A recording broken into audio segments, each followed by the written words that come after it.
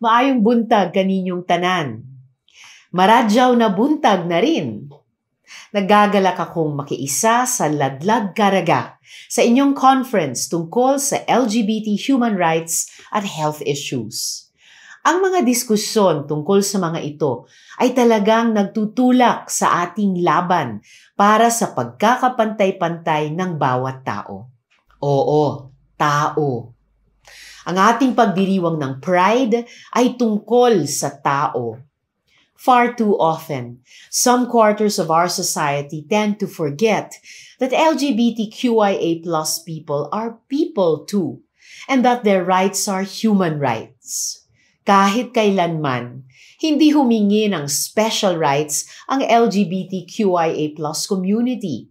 Ang hiningi at patuloy na hinihingi ay pantay na pagtrato sa lahat ng aspeto ng pamumuhay bilang tao.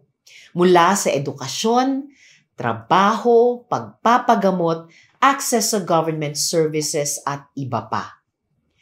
We've heard too many horror stories from people of diverse SOGIESC. There are students who are denied education just because they are gay or lesbian. There are workers fired from jobs just because they are queer. There are people whose lives are threatened just because they are trans. All this discrimination and violence against LGBTQIA+ people just because they are who they are.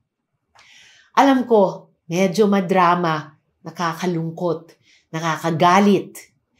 Anong happy sa Pride kung ganito ang sitwasyon ng ating LGBTQIA+ community?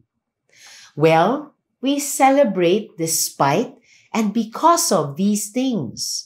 We celebrate the resilience and tenacity of people of diverse SOGIESC who dare to exist in a society which often questions their existence. We celebrate because we know that a better future is possible when their existence is no longer scrutinized but accepted unconditionally. Ako mismo, naniniwala na makakamit rin natin ito.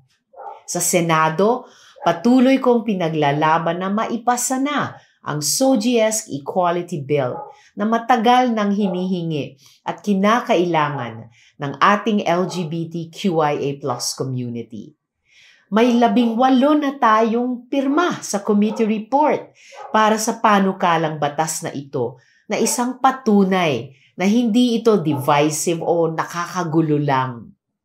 Na-stuck man ito sa Committee on Rules, umaasa tayo na mailalabas rin ito sa plenaryo. Nakausap ko na ang majority leader at pinanghahawakan ko ang kanyang sinabi na ire-review ang SOGIESC Equality Bill. Habang tayo ay naghihintay sa inaasam nating panahon na mapasa ang batas na ito, kumikilos rin naman ang napakaraming local government units kasama na ang mga miyembro ng LGBTQIA+ community at ang kanilang mga allies. Sa tulong nila, marami nang naipasang local ordinances na pinagbabawal ang diskriminasyon base sa SOGIESC. Hangad nating lahat na maimplementa na rin ito sa buong bansa. Hindi pa tapos ang ating laban.